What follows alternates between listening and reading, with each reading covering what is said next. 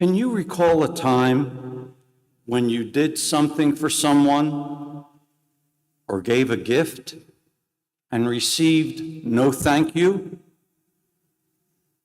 Can you recall a time in your life when you received a gift and neglected to say thank you? It seems to me that a pretty much universal lesson we all learn from our parents is to say thank you.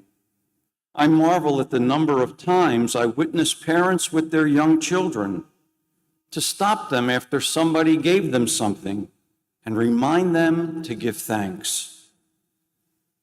Yet, in reality, saying the words is only a part of what Thanksgiving is all about.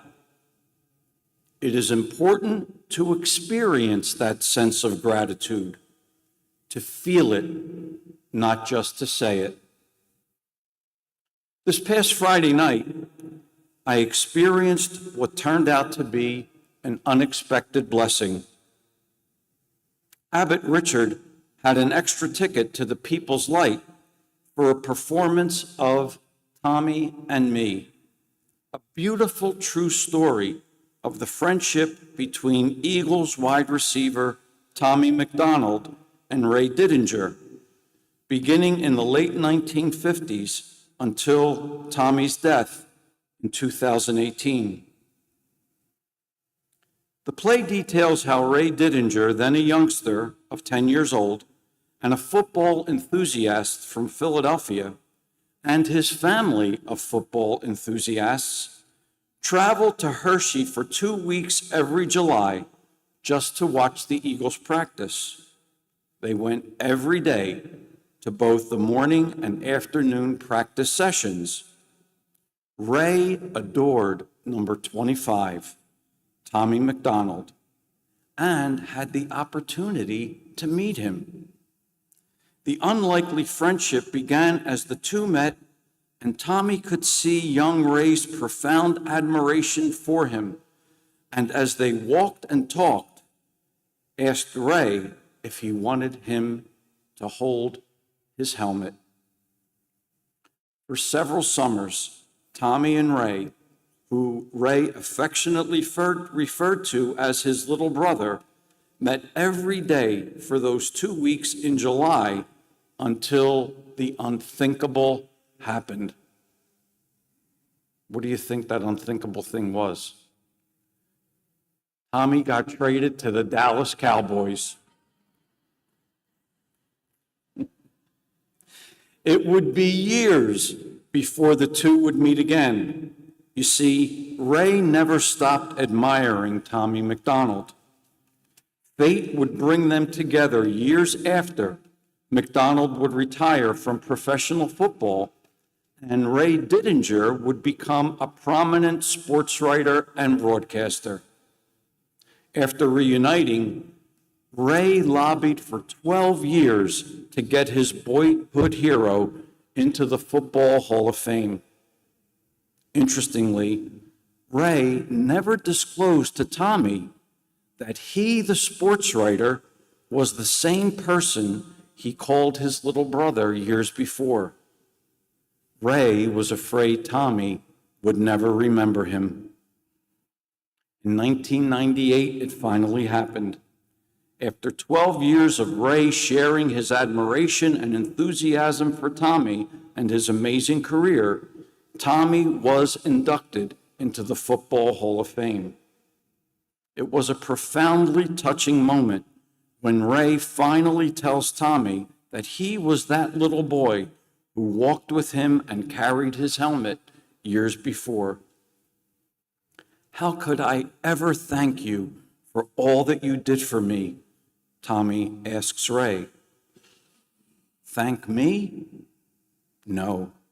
Thank you for allowing me to walk with you, for your inspiration and how you affected my life." In their embrace was a mutual expression of thanks that was not just lip service, but thanks that was deeply, deeply felt and conveyed. It came without question from a lifetime of gratitude. In fact, my guess is that anyone who witnessed it could connect with their own experience of heroes and heroines in their life and give heartfelt thanks for their enduring impact. It certainly was true for me. Get this, someone who didn't even know who Tommy McDonald or Ray Didinger was before Friday night. You know, I don't know that I ever preached on sports before. No doubt, this deep sense of heartfelt thanksgiving is an important, and I would even say critical human experience. To recognize and express thanks for the gifts we receive from one another. I say that this is a critical human experience because recognizing and expressing thanksgiving to one another opens the doorway to an even deeper level of thanksgiving. In other words, thanksgiving that is Eucharistic. Eucharist means thanksgiving, by the way. So a deep, heartfelt expression of thanks to God for what he has shared and for what we have given by him. That is what I believe is being conveyed by Naaman to Elisha and the Samaritan leper to Jesus for their respective healings from leprosy in the readings we hear today.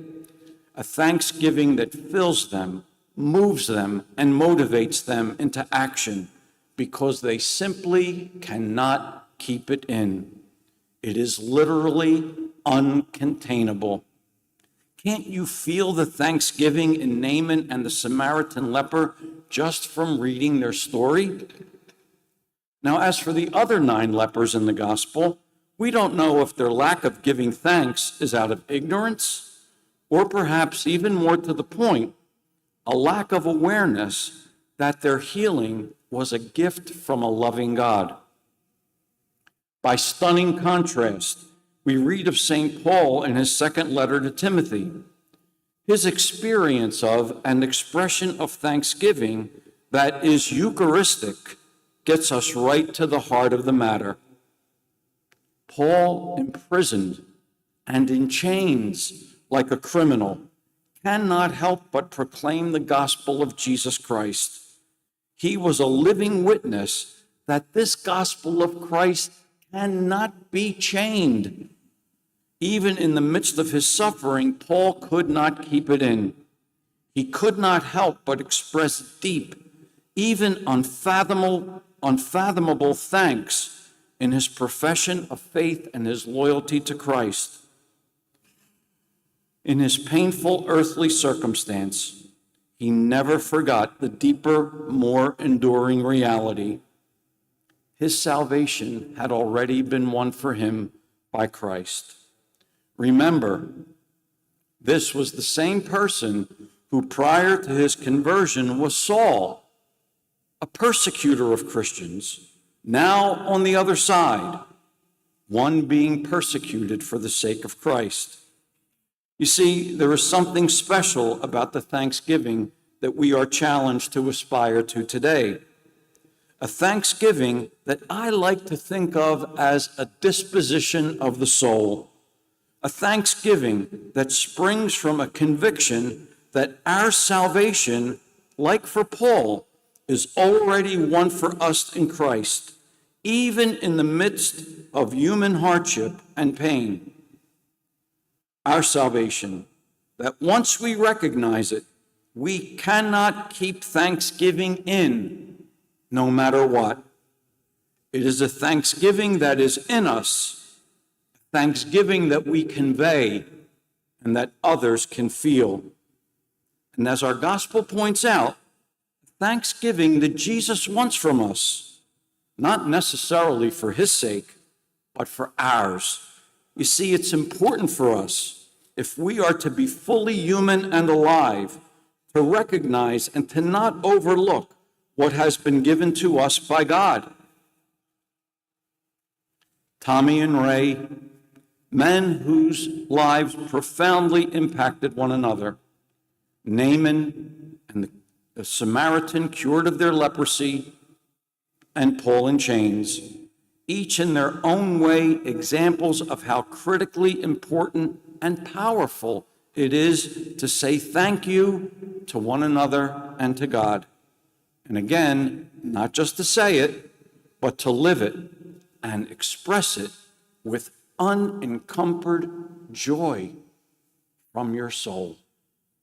So today, our scriptures invite us to remember a lesson we all learned from our parents long ago, the importance of saying thank you. Let us be moved to do just that, and not just say it, but to live it to one another and to God. In the midst of all the troubles and hardships of so many of us around the globe, I wonder if making real change in our hearts, and God knows, maybe even then, in the world, might begin with our expressing that which emerges from a sincere desire within to be a Eucharistic presence. 2 small words, expressed, lived, and shared. 2 small words. Thank you.